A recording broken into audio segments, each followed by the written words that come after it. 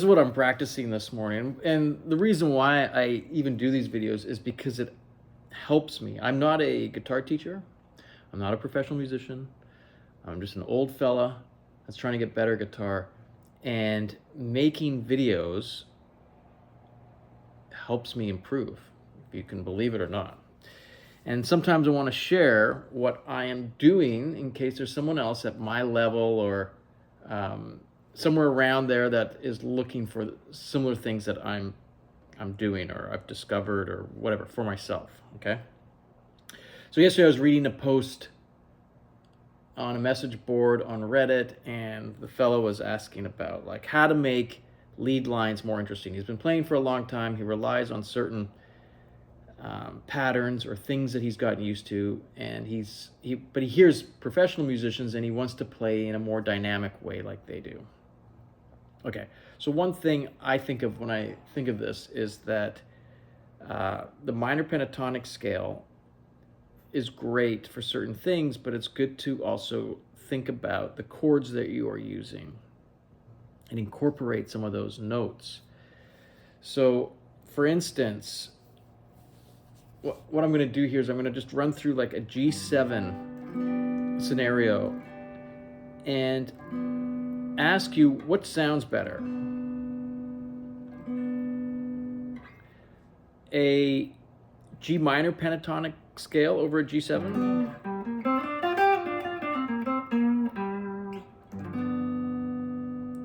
An A minor pentatonic scale over a G7?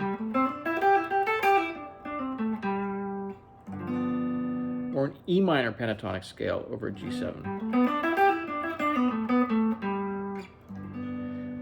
And it might even be a combination of all three, okay? So just to start off with, a G minor pentatonic scale looks like this. But now we're going to just do everything from the A position because I think a lot of people might rely on an A minor pentatonic in a scenario where, let's say, you're playing A minor in the progression to a G7 and back to an A minor, okay? And I think this scenario kind of properly examines what's happening, okay? So we're A minor to a G7 to an A minor, okay? And in that case, a lot of people would play an A minor pentatonic scale, which is, okay?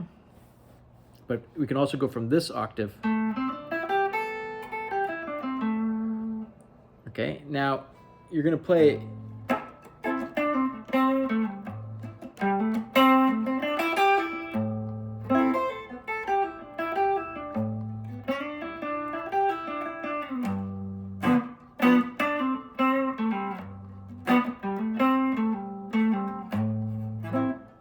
okay, so there I played the two chords and I played an A minor pentatonic scale. And again.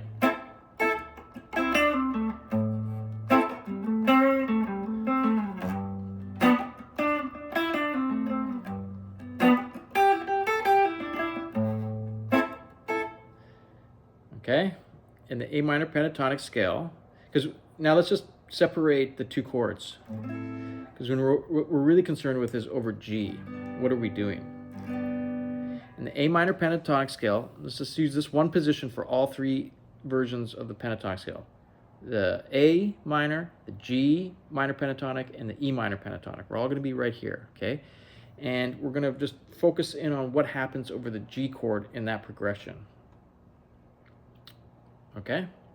Because we know in the A minor, it's like everyone expects to hear these kind of tones over an A minor. But when we get here, is there some better choices we could be making? Okay? That's what the whole point is. More dynamic playing. So an A minor pentatonic scale over G7 is going to look like this. Well, like G to G, it's going to be like this. So this is an A minor pentatonic scale, but we are starting and ending on the G.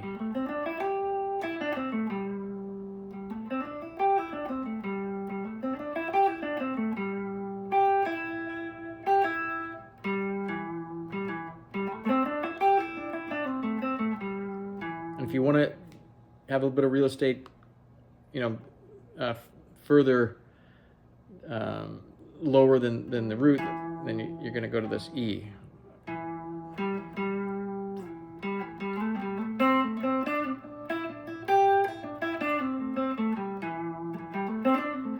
Okay, we got that?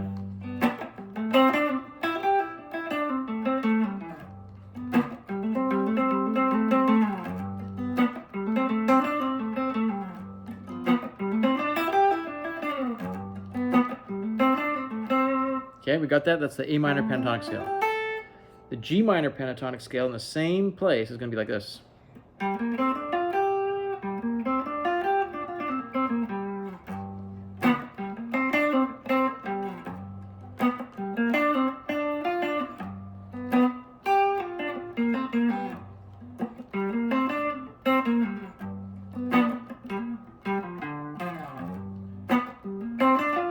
Okay, that's the 5th fret on the D string, or the 4th string, call it either one. The 8th fret on the D string, 5th fret on the G string, 7th fret on the G string, 6th fret on the B string, 8th fret. If you want to go more to the bass side, then you got the 8th fret on the A string and the 5th fret on the A string. If you want to go even higher up the register, it'd be 6 and 8 on the 1st string. Now, how do I know that? It's because this is the pentatonic scale, and I'm just doing the same pattern starting from here. And we got to remember again that between the 3rd and 2nd string, there's some compensation that has to occur, okay? This is a good place to remind everyone that this is up, okay? Audibly, this is up. This is the low string. This is the high string, okay? This is up, and this is down the fretboard. This is up the fretboard, this is down, okay? So as we ascend, as we move up, on a G minor pentatonic scale, positioned right in this A area here, that's what it looks like, okay? Because here, when we get between the 3rd and 2nd string, we're moving up 1 string and we're moving up half a step on the frets. You got to get that ingrained in your head. I know it adds a lot of confusion, but you got to get it second nature because it'll really help. And the only way to do that is just to really familiarize yourself with it, practice a lot.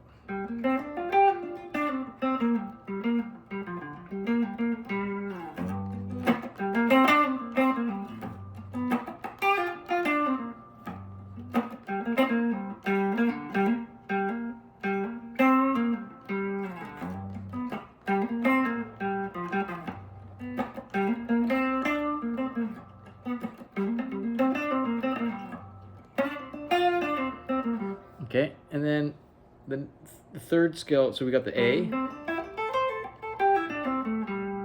Okay, starting on the G, and we got the G. Starting on the G, now we're going to do the E minor pentatonic scale, and that's like this.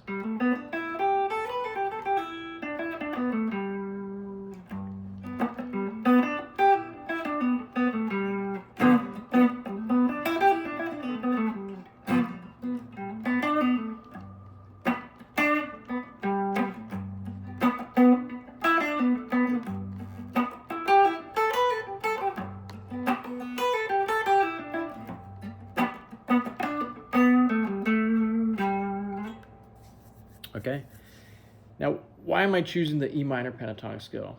It was because when I look at a pentatonic scale, I can recognize it from a very distinct pattern. Everyone sees that when you're on the root, in this case, this is an A minor pentatonic, your next note up is going to be a full step and a half up. Okay, and that takes you to the minor third. Just so you know, whenever you see this on a guitar where you go a step and a half up, it's called you're going up by a minor third.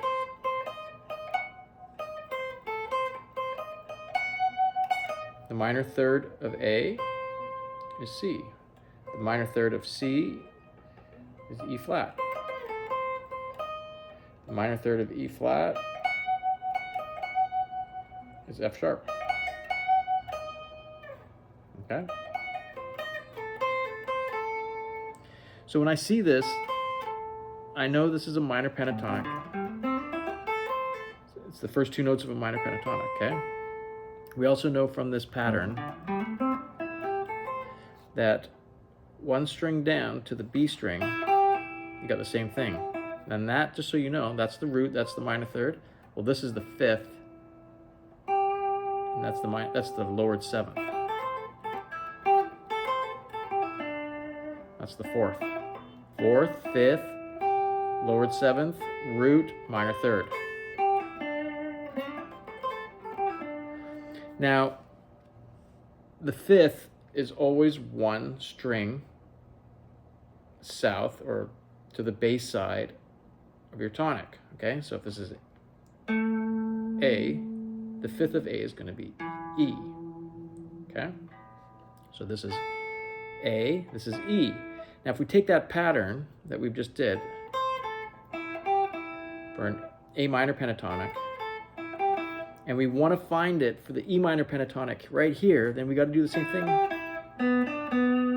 Right? Here's your root, here's your minor third, here's your fifth, and here's your lowered seventh. We don't have to do much thinking. We just know that we have to move one string over to go from an A to an E, and we replicate the pattern. Keeping in mind that when you're traveling from the second to third string, you got to now compensate and go down, go down half a step fretwise. Okay? So my thought process was this. I'm playing G7, and I'm playing an A minor pentatonic.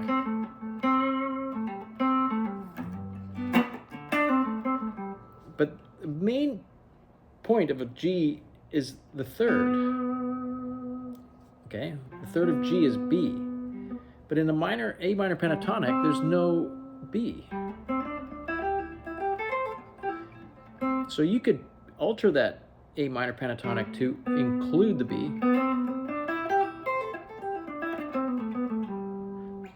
Now you're no longer playing a pentatonic, but that's fine. That would be one approach. So let's hear that out for a second, okay? Here's A minor with an A minor pentatonic to a G7.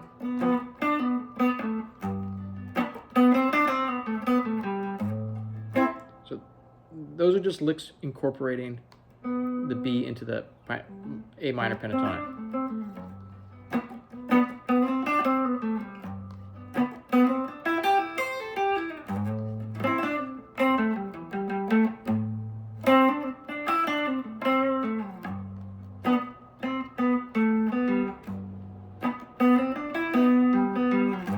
Already that sounds more dynamic, and the reason why is because now you're including the major third of the G7 in your approach, okay? And that's why I came to using an E minor pentatonic. If I was just picking between three pentatonics, that would be in the running because it has that B in it. So let's try it with just the E minor pentatonic over the G.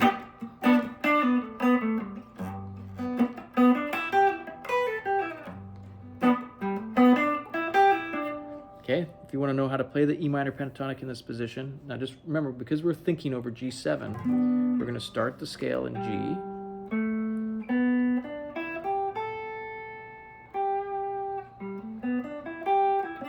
So one octave would be this. So it's the fifth fret of the D string. I'll play that with my middle finger because we're going to do this, okay? Fifth fret of the D string. Seventh fret of the D string, fourth fret of the G string, seventh fret of the G string, 5th fret of the B string, 8th fret of the B string. Okay, and that takes you to one octave. And if you want to go up the register again, it's 7th fret of the first string. 5th fret of the first string and 7th fret of the first string. Okay.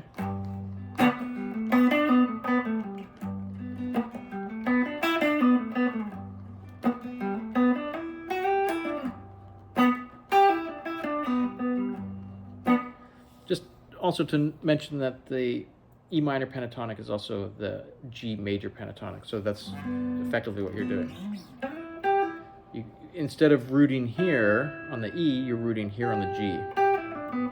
You can look at it like that as well. But I'm just going through what my thought process was to arrive here. Was that I was looking at this earlier.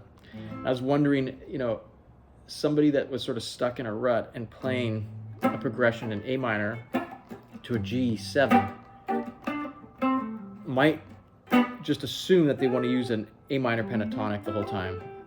And they might be confused as they go look at tabs on like a player like David Gilmour or Jimmy Page and see that they've included other notes that aren't in the scale, and they're like, well, how did they come to that? Did they just like it's not that they are brilliant that way, it's that they know that one of the major tones of a G, and if you want the audience to hear that, the root note is obviously very strong and tells the audience that you're on a G, but so does the third. I'll show you. Look, here's the chord progression.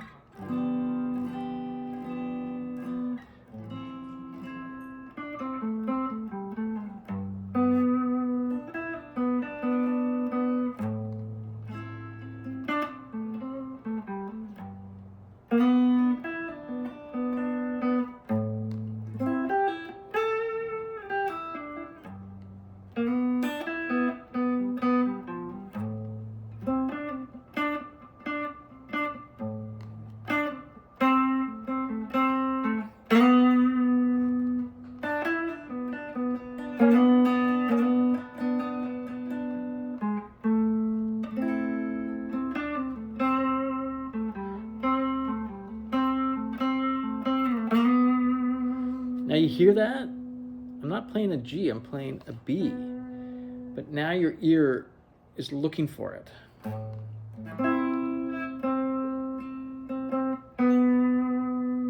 Okay, that's it. That's sound right there. That's the movement from the A minor to the G7, but only using the thirds. Listen.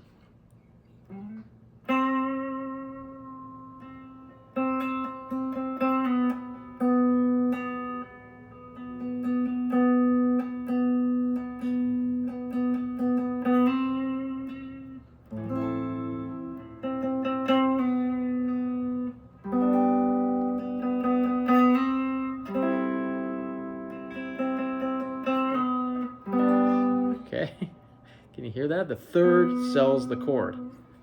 It's almost as important as the tonic. It tells you whether it's major or minor. Okay, so here I'm going to play a backing track, and it's just G7. Okay, this is kind of based on that famous song, "The Beat Is On." So at 120 beats per minute, I'm going to play the 3 different scales. Okay. Starting with a G minor pentatonic.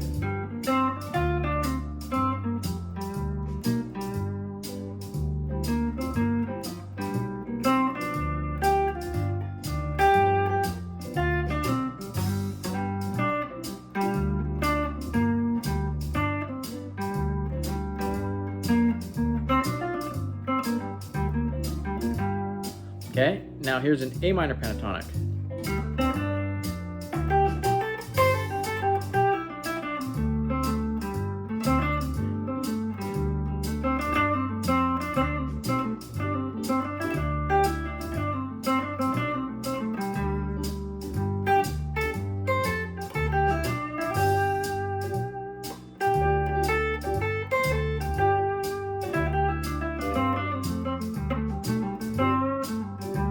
A minor pentatonic. Now here's an E minor pentatonic.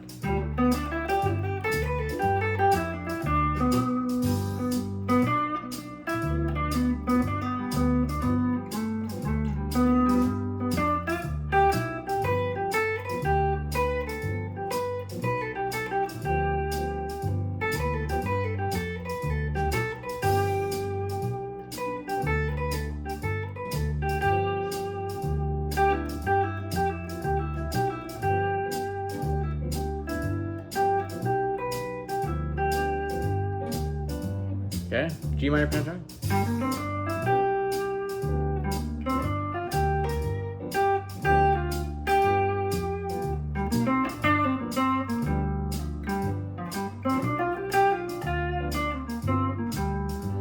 Okay, E minor pentatonic.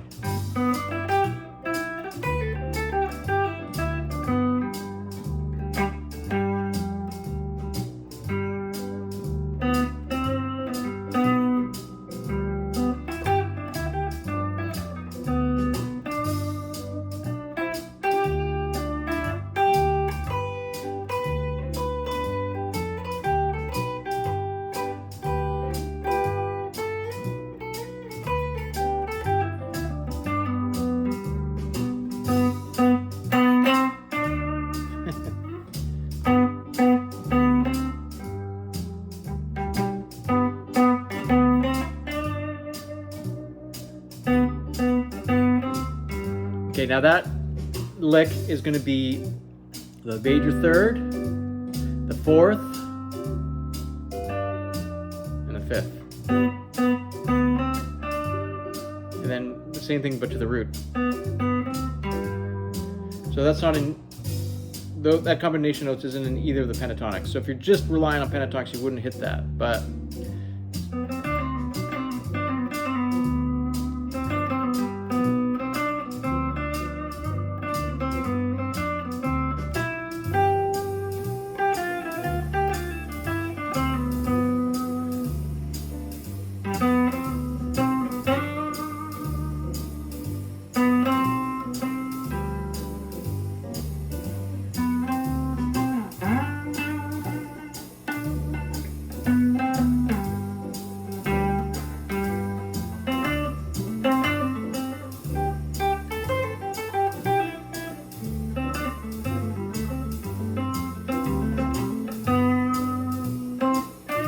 okay, there, I'm playing the A minor pentatonic. Kind of builds a little bit of tension.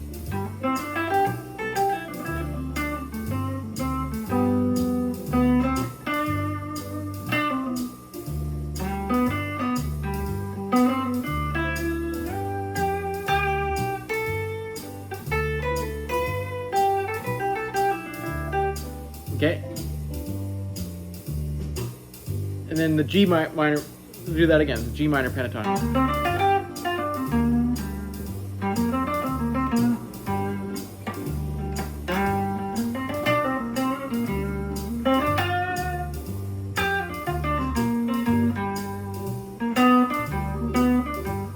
You can do a combination, so you can do the G minor pentatonic to the major third.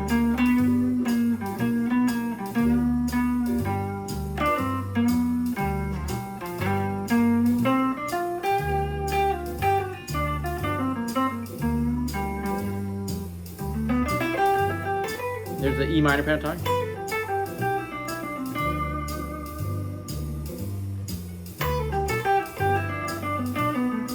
To the G minor.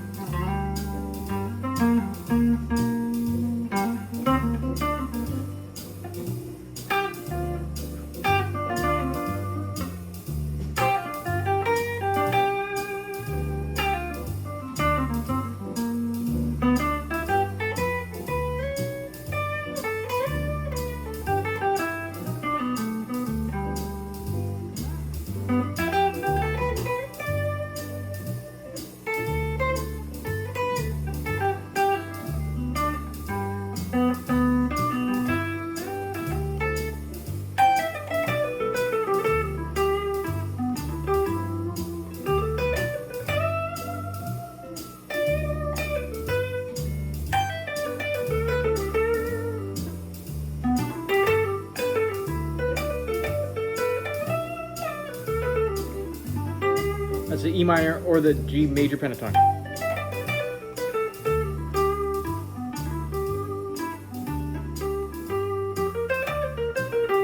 G minor.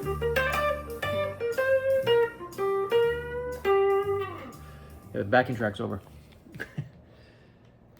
Anyway, that's a good exercise to do because it gets you playing different scales in the same hand position and being able to move between them depending on what mood you're trying to strike at that moment. I think that